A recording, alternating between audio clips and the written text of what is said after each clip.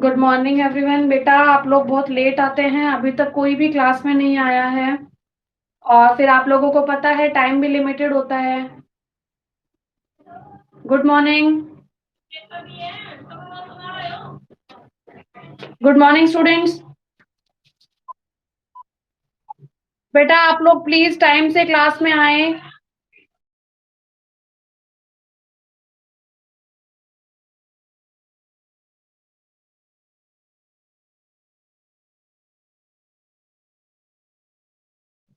हाँ जी बेटा, ठीक है, कोई बात नहीं। अब आप लोग अपना, हमारा लास्ट का थोड़ा सा चैप्टर बच रहा था, page number C21 in English medium. और बेटा हिंदी मीडियम में है पेज नंबर C22। ठीक है, हिंदी मीडियम में है C22 पेज पे और इंग्लिश मीडियम में है C21 पेज पे। बेटा आप लोग अपना म्यूट कर दीजिए अब, ताकि कोई डिस्टर्बेंस ना हो। हाँ जी, C21।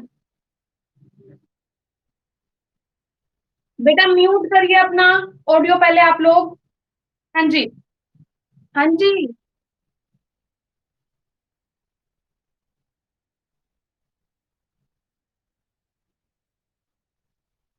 बेटा टीचमेंट ऐप पे ही हर एक क्लास आपकी रिकॉर्ड हो रही है, आप वहां से देख सकते हैं। ठीक है बेटा, रिकॉर्डिंग का ऑप्शन आता है, रिकॉर्डिंग का वहां जाके आप देखेंगे, आपको मिल जाएगी क्लासेस। SST के जो क्लास होती है वहां जाकर देखिए, रिकॉर्डिंग का ऑप्शन आएगा, वहां मिल जाएंगे आपको। ठीक है। हाँ जी, जो पहले की वीडियोस चल रही हैं वो, और बाकी आपके क्वेश्चन आंसर्स के PDF आप लोगों को स्कूल ऐप पे सेंड कर देती हूँ मैं। ठीक है। ओके, वहां से ले लीजिए। अब आप म्यूट कर लीजिए बेटा अपना। हाँ जी, बुक निकालनी है। हाँ जी। देखिए बेटा, कल हमने जो हमारा टाइप्स ऑफ गवर्नमेंट था, मतलब कि गवर्नमेंट के कितने प्रकार होते हैं, सरकार के कितने प्रकार होते हैं, ये हमने रीड कर लिया था, लेकिन अब हम स्टार्टिंग से आज वहीं से करेंगे। Most of the country have democratic government, मतलब कि डेमोक्रेटिक का मीनिंग होता है लोकतंत्र, जिसमें जो भी काम होता है वो जनता के द्वारा ही होता है। मतलब कि जो इंडियन सिटीजन हैं वही अपनी गवर्नमेंट बनाएंगी, वही अपने काम करेंगे, उन्हीं के लिए गवर्नमेंट बनाई जाएगी। और उन्हीं के लिए जो भी, अगर गवर्नमेंट कोई भी डिसीजन लेगी तो किसके बेनिफिट में लेगी, जो हमारे इंडियन सिटीजन हैं उनकी। बेटा थर्ड चैप्टर है सिविक्स का, पेज नंबर C21। ठीक है। तो most of the countries have democratic, मतलब कि वहां पर लोकतंत्र वाला जो शासन है, लोकतांत्रिक सरकार है। But in some countries we find the rule by one person, मतलब कि हम बहुत सी कंट्रीज में ऐसे देखते हैं जो वहां पर रूल्स और रेगुलेशंस बनाए जाते हैं, वो एक पर्सन के थ्रू बनाए जाते हैं। मतलब कि जहां पर डेमोक्रेटिक कंट्री है वहां पर नंबर्स ऑफ पर्सन, मतलब कि बहुत सारे लोग मिलकर करते हैं। जैसे कि मैंने आप लोगों को बताया था कि जो हमारा अपर हाउस है, मतलब कि जो हमारी राज्यसभा है बेटा, उसमें 245 की स्ट्रेंथ है। और जो हमारी लोकसभा है, मतलब कि जो हमारा लोअर हाउस है बेटा, उसमें 545 की स्ट्रेंथ है। तो इतने सारे लोग मिलकर एक डिसीजन लेते हैं, यूनिटी से, मेजोरिटी से। ठीक है। जो किसके फेवर में होता है, वो जो हमारे इंडियन सिटीजन है, मतलब कि हमारी जनता है, उसके फेवर में होगा। और किसी के साथ भी कोई अनफेयर नहीं होगा। ठीक है, सबके साथ फेयर होगा और इक्वालिटी से सारे डिसीजन लिए जाएंगे। ठीक है। तो ये चीज है। लेकिन जो हमारा दूसरा एरिया हम नोट करते हैं, उसमें हम देखते हैं बेटा कि एक ही पर्सन होता है, वही रूल बनाता है, वही फॉलो करवाता है। और वो ये नहीं देखता कि सामने वाले का इसमें बेनिफिट है या नहीं है। कॉल्ड द किंग और द क्वीन, तो जो एक ही व्यक्ति काम करता है ऐसे, उनको बोला जाता है किंग और क्वीन, मतलब कि राजा और रानी। Such a form of government is known as monarchy, मतलब कि बेटा जहां पर जिन कंट्रीज में गवर्नमेंट के उसमें अपन देखेंगे कि एक ही पर्सन है, हिज और हर, मतलब कि राजा और रानी, क्वीन और किंग, तो वहां पर जो जो गवर्नमेंट होती है उस गवर्नमेंट को बोला जाता है मोनार्की। ठीक है। अब हमारा फर्स्ट टॉपिक आता है टाइप्स ऑफ गवर्नमेंट में डेमोक्रेसी। तो आप लोगों को पता है हमारी इंडिया इंडिया में कैसी गवर्नमेंट है, डेमोक्रेटिक गवर्नमेंट, मतलब कि लोकतांत्रिक सरकार है। ठीक है, इंडिया में डेमोक्रेटिक है। देखिए, democracy means the government of the people, मतलब कि जो डेमोक्रेसी है, जो लोकतंत्र है, तो उसमें गवर्नमेंट है, जो सरकार बनाई हुई है, वो किसकी है? वो जनता की है, मतलब कि government of the people, by the people and for the people, वही है, जनता के लिए, जनता की और जनता के द्वारा बनाई गई सरकार है। बार बार ये चीज रिपीट हो रही है, ठीक है। What is democratic government? Democracy means the government of to the people, by the people and for the people. In a democracy, the people have right to choose their representative. हमने कल भी read किया था बेटा, जो हमारी democratic country है उसमें जो रिप्रेजेंटेटिव होते हैं, मतलब कि जो प्रतिनिधि होते हैं, वो किसके थ्रू चुने जाते हैं? वो इंडियन जो हमारी पब्लिक है उसके थ्रू चुने जाते हैं। they have the right to participate in the governance of the country, मतलब कि अपनी देश की सरकार, अपने देश की गवर्नमेंट बनाने के लिए जो अपनी इंडियन सिटीजन हैं वो अपनी क्या दिखाते हैं? पार्टिसिपेशन देते हैं, मतलब कि भूमिका अदा करते हैं, अपनी प्रतिभा देते हैं, है ना, अपनी करते हैं, वो लोग पार्टिसिपेट करते हैं अपनी इंडियन गवर्नमेंट बनाने के लिए। They influence the decision making process.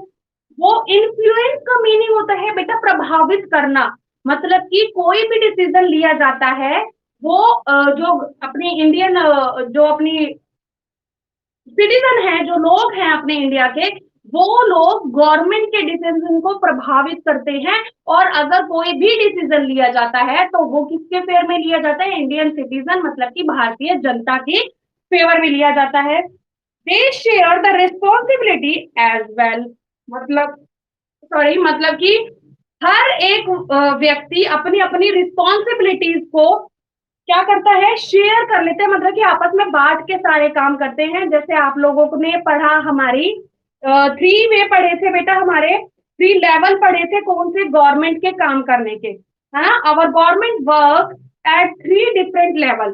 3 different level का मतलब है बेटा 3 भागों में बांट दिया, ठीक है। तो इसका मतलब क्या? रिस्पॉन्सिबिलिटीज बांट दी है, ठीक है। मतलब कि काम बहुत अच्छे से होता है हमारे इंडिया में। कैसे? देखिए, स्टेट लेवल का हमने, सॉरी, पहले हमने यूनियन या फिर उसका सेंट्रल लेवल, मतलब कि केंद्र और संघ के बारे में पढ़ा था। फिर हमने स्टेट मतलब राज्य के बारे में पढ़ा था। और थर्डली हमने देखा था हमारा लोकल, मतलब कि स्थानीय। तो इसमें क्या हुआ बेटा? बहुत अच्छे से काम होगा। कैसे? सबसे पहले स्थानीय को क्रॉस करेगा, मतलब कि लोकल को, उसके बाद में स्टेट लेवल को क्रॉस करेगा, मतलब राज्य लेवल को, फिर उसके बाद जाके केंद्र में, मतलब कि अपने सेंट्रल गवर्नमेंट के पास जाएगा और एक अच्छे से अच्छा डिसीजन लिया जाएगा। काम बांट दिए, रिस्पॉन्सिबिलिटीज बांट दी। वो क्यों बांटी है? वो इसलिए ही बांटी है ताकि जो भी डिसीजन लिया जाए, मेजोरिटी से लिया जाए, वो बेस्ट लिया जाए, ठीक है। India is a large democracy, मतलब कि भारत है जो हमारी इंडिया है वो बहुत लार्ज डेमोक्रेसी है, उसमें बहुत बड़ा लोकतांत्रिक देश है। India got freedom after a long continued struggle and many sacrifices, मतलब कि जो हमारी इंडिया को फ्रीडम मिला, मतलब कि स्वतंत्रता मिली, वो बहुत ज्यादा सेक्रीफाइसेस, मतलब कि बलिदान, और स्ट्रगल, मतलब कि बहुत ज्यादा मेहनत करने के बाद, संघर्ष करने के बाद मिली। आप लोगों को भी ये चीज पता है कि इंडिया को इंडिपेंडेंट होने में, स्वतंत्र होने में, फ्रीडम लेने में बहुत लंबा टाइम लगाया और बहुत ज्यादा उन्होंने मेहनत भी करी, मतलब कि सेक्रीफाइसेस और स्ट्रगल किया। Now she is now she is emerging as one of the most powerful democratic nation of the world, मतलब कि जो हमारा इंडिया है वो बहुत अच्छा एक तरीके से एग्जाम्पल है किस चीज का? उभरती हुई भारत, है ना। आप लोगों ने देखा होगा जो हमारे एंसेंट टाइम था, मतलब जो हमारा प्राचीन टाइम था, उस टाइम से बात करके हम चले तो आज के टाइम पे हमारे इंडिया ने बहुत ज्यादा डेवलप किया है, ठीक है। नेक्स्ट देखिए, अ डेमोक्रेटिक गवर्नमेंट में either be a unitary government. बेटा यूनिटरी का मीनिंग होता है एकात्मक, अंडरलाइन करिए, ऊपर लिखिए एकात्मक। आई के आ आदत है, मैं के, एकात्मक, मतलब कि वहां पर जहां पर सिंगल वो होता है, पर्सन होता है, ठीक है, अपनी गवर्नमेंट को संभालने वाला। और अब फेडरल गवर्नमेंट, बेटा फेडरल का मीनिंग होता है संघीय, ठीक है। अब आप लोग देख सकते हैं हमारी इंडिया में कौन सी है? फेडरल है, क्योंकि संघ है।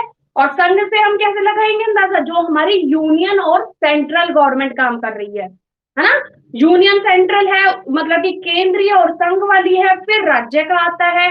तो ये चीज है। तो हमारी इंडियन गवर्नमेंट कैसी है? फेडरल गवर्नमेंट है, मतलब कि संघीय शासन है। In a unitary state, all authorities and powers are vested in a single center.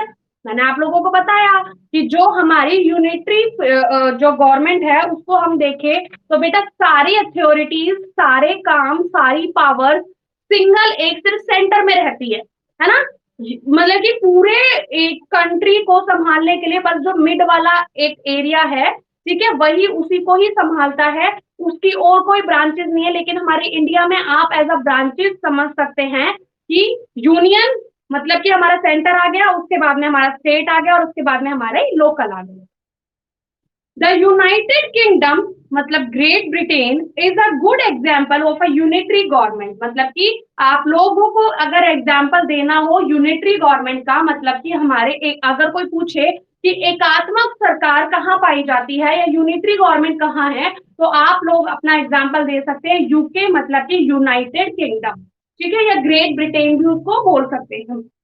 In a federation मतलब कि जो संघ वाली बात आ रही है, ठीक है, संघीय सरकार, all powers of the government are divided between state government and a union government. मतलब कि जो हमारा फेडरेशन है, मतलब कि जो संघीय सरकार है, वो संघीय सरकार बेटा जो पावर्स है उनको सेपरेट कर देती है, डिवाइड कर देती है, अलग अलग कर देती है। किस किस में? हमारे यूनियन मतलब कि सेंटर में, और हमारे स्टेट मतलब कि राज्य में। India and USA are the principal example of federal government. मतलब कि दो एग्जाम्पल्स अगर आप लोगों को देने पड़े कि वेयर इज फेडरल गवर्नमेंट, तो आप लोग क्या नाम लेंगे? USA and India. यूएसए मतलब कि अमेरिका की बात हो रही है, यूनाइटेड स्टेट ऑफ अमेरिका, और हमारा इंडिया। नेक्स्ट है बेटा मोनार्की। इसका मीनिंग होता है राजतंत्र, ठीक है, जहां पर राजा का राज होता है, मतलब कि एक ही पर्सन होता है, ही और शी, मतलब कि राजा और रानी, किंग और क्वीन, जिसके जो सारे रूल्स रेगुलेशंस बनाते हैं, जो सारे काम करते हैं। देखिए, अ monarchy is a system of government denoted by a single individual. मतलब कि जो मोनार्की है वो एक ऐसी गवर्नमेंट को डिनोट कर रही है जो जिसमें सिर्फ एक सिंगल पर्सन के द्वारा, सिंगल इंडिविजुअल पर्सन के द्वारा, मतलब कि एक ही व्यक्ति है जिसके द्वारा वहां पर सारे के सारे जो भी पावर्स है, जो भी रूल्स रेगुलेशंस है, वो उनके थ्रू बनाए जा रहे हैं। The monarch has all the powers. मतलब कि जो राजतंत्र है, राजा है, उसी के पास सारी की पावर्स होती है मोनार्की में। She he may have a group of advisor. मतलब कि या तो वहां पे राजा होगा तो उसके लिए ही यूज कर लिया, या वहां पे क्वीन होगी तो उसके लिए शी यूज कर लिया, ठीक है। तो राजा हो या रानी हो, may have a group of advisor, मतलब कि उन लोगों के पास उनके एडवाइजर होते हैं, मतलब कि उनको सलाह देने वाले होते हैं। और मिनिस्टर्स टू एडवाइज हर और हिम। मतलब कि जो राजा या रानी होते हैं उनके पास में बेटा उनके खुद के अपने पर्सनल एडवाइजर होते हैं, और मिनिस्टर्स मतलब कि मंत्री होते हैं, जो उनको हर एक चीज में अपनी एडवाइस करते हैं कि आप इस काम को ऐसे कर सकते हैं, आप इस काम को ऐसे कर सकते हैं, ठीक है। In a monarchy people have no real say in the decision making process. मतलब कि बेटा यहाँ पे रियल से जो वर्ड आ रहा है इसको अंडरलाइन करिए और ऊपर लिखिए आप लोग भागीदारी। है आ गे, गे पे बड़ी की मात्रा, दे आ रही, भागीदारी। बेटा ये रियल से है, इसको आप अंडरलाइन करेंगे और जस्ट इसके ऊपर इसका मीनिंग लिखेंगे, ठीक है। बेटा आप लोग म्यूट करिए, आप लोग बाद में रिकॉर्डिंग सुन लेना और फिर कर लेना आप लोग। रियल से आपको दोबारा से सुन लीजिए, आप लोगों को जो वर्ड दिया जा रहा है, in a monarchy people have no real say, ठीक है। तो रियल से आया है, वहां अंडरलाइन करेंगे और ऊपर लिखेंगे भागीदारी। आ गई दया रही, भागीदारी इन द डिसीजन मेकिंग प्रोसेस। मतलब कि आप लोगों ने देखा कि जब हमारी डेमोक्रेसी की बात कर रहे थे, तो डेमोक्रेसी में कोई भी अगर डिसीजन लेना हो तो अपनी इंडियन सिटीजन का बहुत ज्यादा हमारा पार्टिसिपेशन रहता है, ठीक है। हर एक जो हमारे इंडिया में रिप्रेजेंटेटिव है, मतलब कि हमारे प्रतिनिधि हैं, उनकी बहुत अच्छी भागीदारी रहती है, पार्टिसिपेशन रहता है। लेकिन जहां हम मोनार्की की बात करते हैं बेटा, वहां पर ना ही तो जो हम उसकी वहां की सिटीजन होगी वो कोई पार्टिसिपेशन करेगी, ठीक है। और अगर कोई एडवाइस भी कर रहा है तो उस एडवाइजर का भी नाम कुछ नहीं लिया जाता, बस वहां पर एक ही चीज रहता है, किंग और queen. Some monarchs believe that they had been chosen by God, मतलब कि कुछ राजा लोग, जो राजतंत्र होता है ना मोनार्क, मतलब कि कुछ सम्राट जो राजा होते हैं, वो अपने आप को सोचते हैं, किसके कंपेयर रखते हैं कि वो गॉड ने, मतलब भगवान ने ही उन्हें राजा चुना है, ठीक है। भगवान ने ऑलरेडी उनको इतनी पावर दे दी कि वो राजा राज कर सकते हैं, ये थिंकिंग होती है। And so people could not challenge there authority, मतलब कि बेटा पहले तो उन लोगों ने ये सोच लिया कि पहले ही हमें भगवान ने चुना है और राजा बनाया है। दूसरा कि कोई भी उनकी अथॉरिटी को, मतलब कि कोई भी उनकी जो भी चीजें होती है, ठीक है, उनको कोई भी पावर्स वगैरह को, कोई भी काम करने को हम चैलेंज नहीं कर सकते। जो ह्यूमन बीइंग है वो उसको चैलेंज नहीं कर सकती, मतलब कि जो वहां की सिटीजन है वो।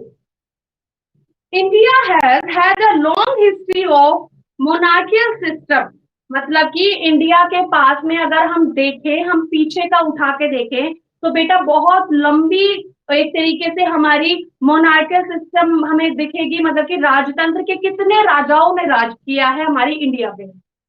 We had great king like Ashoka, आप लोगों ने सबने नाम सुना होगा कि अशोका है, वो भी एक राजा ही थे हमारे इंडिया में। एंड अकबर, अकबर का भी नाम आप लोगों ने सुना है। They united they united the whole country, मतलब कि ये दो राजाओं के नाम ऐसे हैं आप लोगों के सामने, अकबर और अशोका, जिन्होंने पूरी कंट्री को बांध रखा था एकता में, ठीक है। नेक्स्ट टॉपिक है डिक्टेटरशिप। बेटा डिक्टेटरशिप का मीनिंग होता है तानाशाही। तानाशाही का मीनिंग होता है बेटा कि मतलब कि सिर्फ मैं मेरी मन की करूंगी और जितने स्ट्रॉन्ग, जितने पावरफुल रूल्स होते हैं ना, मैं उतने बना दूंगी जिससे आप लोगों का हार्म भी हो सकता है, ठीक है। जिससे आप लोगों को हार्म भी हो सकता है, मैं इतने ज्यादा पावर कर दूंगी, आप लोग एबल भी नहीं होंगे टैक्स पे करने के लिए, लेकिन मैं उस पर भी टैक्स पे टैक्स, टैक्स पे टैक्स लगा दूंगी, मुझे किसी से कोई फर्क नहीं पड़ेगा। वो होता है बेटा तानाशाही, ठीक है। देखिए, dictatorship is a government by dictator, मतलब कि जो तानाशाही है वो तानाशाह के थ्रू चलाई जाती है।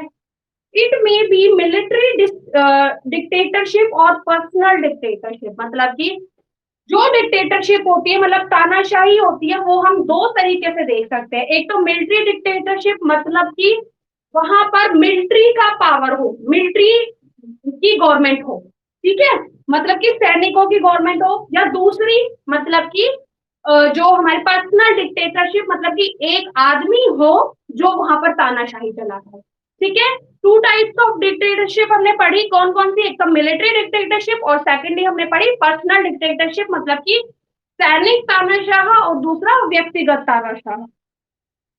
Under dictatorship absolute power is vested in a single individual, मतलब कि डिक्टेटरशिप के बारे में हम देखेंगे तो उसमें जितनी भी पावर्स होती है एक कंट्री को चलाने के लिए, वो सारी की सारी पावर्स एक सिंगल इंडिविजुअल बंदे में होती है, मतलब कि एक अकेले आदमी में होती है। People have no right to participate in the governance of nation, मतलब कि देश की सरकार चलाने में, जैसे हमने देखा ना कि बेटा अब हम, आप बोलोगे कि मैम ये तो सेम मोनार्की के जैसे है, मतलब कि राजतंत्र के जैसा है, लेकिन आप लोग ये देखो कि बेटा कई राजा ऐसे होते हैं जो पूरी इंडिया, पूरी अपनी कंट्री को, इंडिया सॉरी पूरी कंट्री को वो लोग अपनी एक तरीके से आप लगा लो उनको बांध के रखते हैं एकता, है ना, समझ आ गई। बट जो डिक्टेटरशिप होती है ना बेटा, वो लोग लोगों को हर्ट करते हैं ज्यादा से ज्यादा, ठीक है। तो ऐसे ही सेम जैसे मोनार्की में है वैसे ही इसमें है कि लोगों की, सिटीजन की कोई एक तरीके से कोई भी पार्टिसिपेशन नहीं होता गवर्नमेंट को चलाने के लिए, सिर्फ वो डेमोक्रेसी में ही होता है। There are no checks on power of the dictator, मतलब कि जो डिक्टेटर है, मतलब कि जो तानाशाह व्यक्ति है, उसकी पावर्स पे कोई भी रोक नहीं होता, वो अनलिमिटेड पावर यूज करता है, अनलिमिटेड लोगों को हर्ट भी करता है।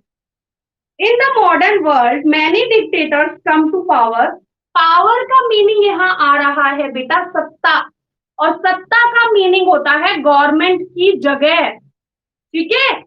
वो एक ऐसी जगह, एक ऐसी चेयर जहां पर मैं पूरे देश पर राज कर रही हूँ, उसको हिंदी में बोला जाता है सत्ता, और इंग्लिश में आ जाती है आपकी पावर।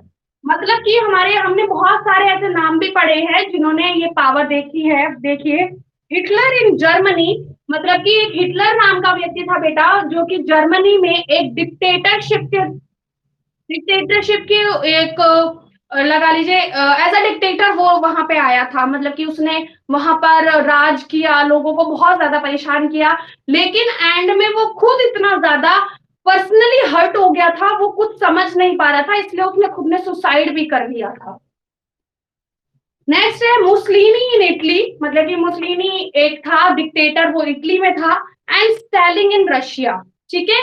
तीन देखिए, जर्मनी में हिटलर, नेक्स्ट इटली में मुसलिनी, और रशिया में Stalin. They were the real dictator, मतलब कि ये थे तीन वर्ड जैसे नाम आए हैं, ये थे रियल डिक्टेटर, मतलब रियल तानाशाह, जिन्होंने बहुत ज्यादा लोगों को परेशान किया था, हद से ज्यादा, ठीक है। नेक्स्ट टॉपिक है द सफरेज मूवमेंट। सफरेज का मीनिंग होता है बेटा मताधिकार, मतलब वोट देने का अधिकार, मत देने का अधिकार।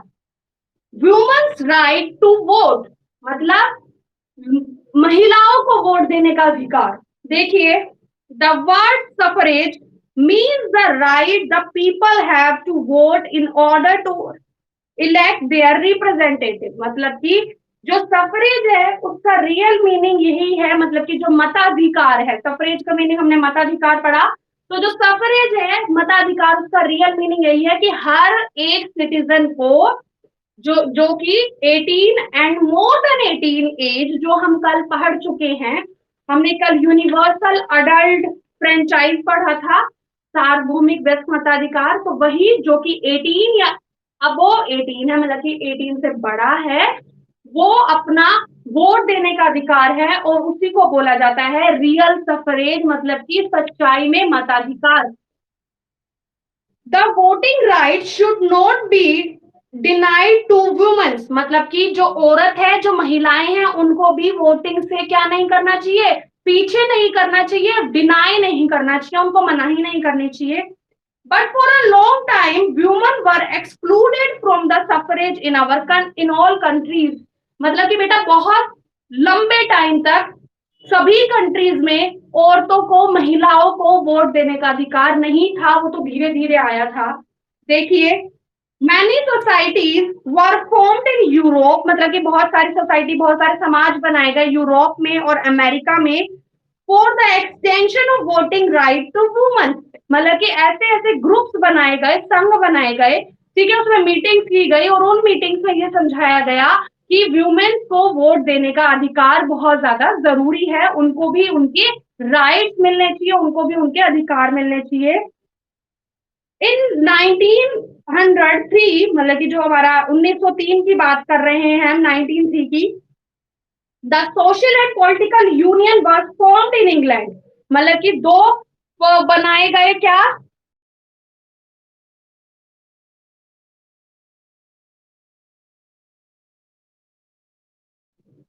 दो फॉर्म बनाए गए, सोशल और पॉलिटिकल यूनियन, मतलब कि सामाजिक संघ, और पॉलिटिकल संघ मतलब राजनीतिक संघ, दो यूनियन बनाए गए, ठीक है। वॉज फॉर्म्ड इन इंग्लैंड, मतलब इंग्लैंड में ये दो फॉर्म बनाए, इंग्लैंड में ये दो संघ बनाए गए, यूनियन बनाए गए। Instead of peaceful method this society, मतलब कि पीसफुल मेथड मतलब कि शांतिपूर्वक तो हटाओ, इंस्टेड मतलब उनको हटाकर सोसाइटी प्रैक्टिस वायलेंट मेथड, मतलब कि दो संघ बनाए गए, कौन कौन से, पॉलिटिकल यूनियन और हमारा क्या बोल सोशल यूनियन, ठीक है। तो उनका मेन मकसद क्या होना चाहिए कि पीसफुल मेथड से सब चीजें चली जाए, लेकिन क्या हुआ, पीसफुल मेथड को साइड करो, यहाँ पर क्या रख लिया गया, वॉयलेंस मतलब कि हिंसा, such as destruction of properties, मतलब कि बेटा उन लोगों ने प्रॉपर्टीज को भी खत्म शुरू कर दिया, पब्लिक प्रॉपर्टीज को भी कर। हाँ जी बेटा बोलो। हाँ तो बेटा वो आपके नेटवर्क में इशू है, आप जहां से नहीं समझ आता वो रिकॉर्डेड क्लास देख लीजिएगा, ठीक है। ठीक है, तो क्या हुआ, वॉयलेंस करना शुरू किया, तो उस वॉयलेंस में धीरे धीरे जो पब्लिक प्रॉपर्टी होती है उनको भी डैमेज करना शुरू कर दिया। Its members want to hunger strike, मतलब कि ये जो दो यूनियन थे, जो दो संघ थे, उनके मेंबर्स ने हंगर स्ट्राइक करना शुरू करा, मतलब भूख हड़ताल पे बैठ गए। Many of the strugglers were imprisoned, मतलब कि बहुत सारे जो स्ट्रगलर्स मतलब कि आंदोलन होते हैं। हैप्पी अपना बेटा म्यूट करिए क्लास उसको, माइक को। जो आंदोलनकारी होते हैं, जो स्ट्रगलर्स होते हैं, उनको इम्प्रिजन मतलब कि बहुत सारों को पकड़ के जेल में डाल दिया गया। The women had played an important role, मतलब कि व्यूमन ने बहुत अच्छा रोल प्ले किया in the course of the first world war 1914 to 1918। बेटा फर्स्ट वर्ल्ड वॉर अंडरलाइन करिए, फर्स्ट वर्ल्ड वॉर 1914 टू 1918, मतलब है कि जो हमारा फर्स्ट वर्ल्ड वॉर था, जो प्रथम विश्व युद्ध था, वो 1914 से 1918, मतलब 4 साल के गैप में चला था। ठीक है, तो जब ये फर्स्ट वर्ल्ड वॉर हो रहा था तो इंडिया जो सॉरी इंडियन कह रही हूँ, जो व्यूमेन्स है उन्होंने अपनी रोल बहुत अच्छे से प्ले किया था। उन्होंने भी मैन के बराबर आके अपनी पार्टिसिपेशन दिया था वर्ल्ड वॉर में। It proved womens were eligible for the same right as man. तो वो जब उन्होंने पार्टिसिपेशन दिया फर्स्ट वर्ल्ड वॉर में, तो बेटा उस वजह से प्रूफ हो गया कि जो वुमेन्स हैं और मैंस हैं वो इक्वल है अपने अपने राइट्स के लिए। In 1918, all women over 30 years of age got voting right in Britain। मतलब कि 1914 से 1918 तक चला फर्स्ट वर्ल्ड वॉर, ठीक है। उसके बाद में 1918 के एंड तक आते आते क्या हुआ, ब्रिटेन में जो भी 30 साल की 30 साल की जिसने कंप्लीट कर ली थी, उनको वोटिंग का अधिकार हो गया था, वोट देने का अधिकार हो गया था। इन 1928 मतलब कि 1928 तक आते आते उस एज को कम कर दिया गया। Age requirement for women voter is reduce to 21st year, मतलब कि धीरे धीरे आके 30 एज थी ब्रिटेन वोट देने की 1918 में, तो 1928 मतलब कि आफ्टर 10 इयर्स उसको कम कर दिया गया, उस एज को 21 कर दिया गया। द सेम एज, मतलब कि मैन की भी 21 हो गई, 21 थी, और वुमेन्स की भी 21 कर दी गई। यूनाइटेड स्टेट्स ऑफ अमेरिका, बेटा अपना म्यूट कर लीजिए।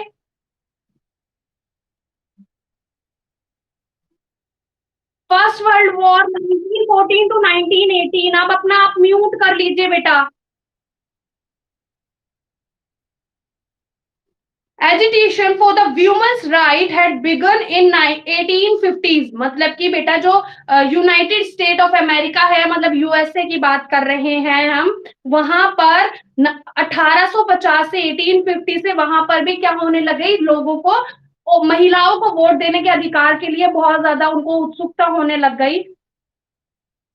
All women's got the right to vote in America in 1920, मतलब कि 1850 1850 में उन लोगों ने सोचना शुरू किया कि महिलाओं को वोट देना चाहिए, ठीक है। और उसके बाद में यूएसए में मतलब यूनाइटेड स्टेट ऑफ अमेरिका में जाकर 1920 में वोट देने का अधिकार उनको दे दिया गया। With a few expectation womens today have the same voting right as man. तो देखा जा सकता है बेटा आज के टाइम पे जितनी एज मेंस की है उतनी एज वुमेन्स की है वोट देने की, ठीक है। उनको इक्वली वोट देने का अधिकार है, राइट है। They have the right to own property, मतलब कि उनको खुद का अधिकार है कि वे अपनी प्रॉपर्टी भी रख सकते हैं। टू वोट मतलब वोट देने का भी अधिकार है। And to choose their own career, मतलब कि अपने भविष्य को चुनने का, अपना काम को चुनने का भी उनको बहुत ज्यादा अधिकार है, ठीक है।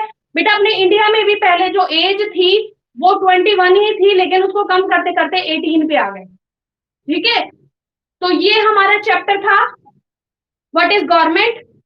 कल अब हम क्लास हमारी लेंगे, उसमें आप लोग अपने फिलिंग द ब्लैंक्स, ठीक है, tick the correct and right wrong, sorry, right wrong and multiple choice question, और जो इसके मैच द कॉलम है वो आप लोग फाइंड आउट करके लेके आएंगे, बाकी का हम कल क्लास में पढ़ेंगे, ठीक है?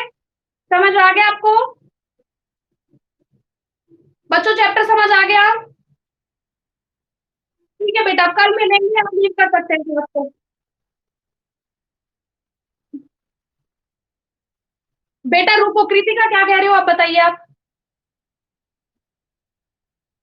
बेटा इसी ऐप में आएगी, आप जब हमारा एसएसटी का देख रहे हैं ऐसे ही आप इसको स्लाइड करके देखो, एक ऊपर रिकॉर्डिंग का ऑप्शन आता है, वहां जाके देखेंगे तब आपको वहां पे रिकॉर्डिंग्स मिल जाएंगी। और नहीं तो जो यूट्यूब पे आपकी वो है ना, स्कूल ऐप है, आईडी है, उसमें सारी रिकॉर्डिंग्स आ रही है, आप वहां भी देख सकते हैं, ठीक है?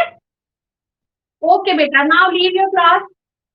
जिस भी लीव करी, कल भी मैंने बहुत किया था, उन्होंने अपना कॉल अटेंड नहीं किया है, अब जो भी लिंक क्लिक करेगा मैं प्रिंसिपल मैम को कंप्लेंट कर दूंगी। हाँ जी बेटा।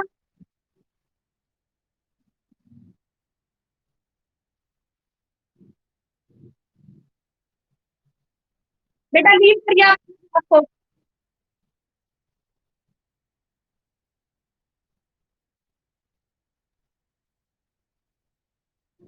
उसका बेटा संघीय, संघीय मीनिंग है, संघीय, सेंट्रल, ठीक है? क्लास लीव करिए।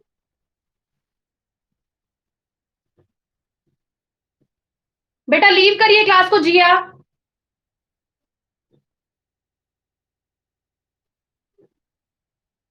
बेटा क्लास लीव करिए, अदरवाइज मैं अभी प्रिंसिपल मैम को सबके नाम दे रही हूँ। हाँ तो आप लीव करिए, अब क्लास ओवर हो चुकी है।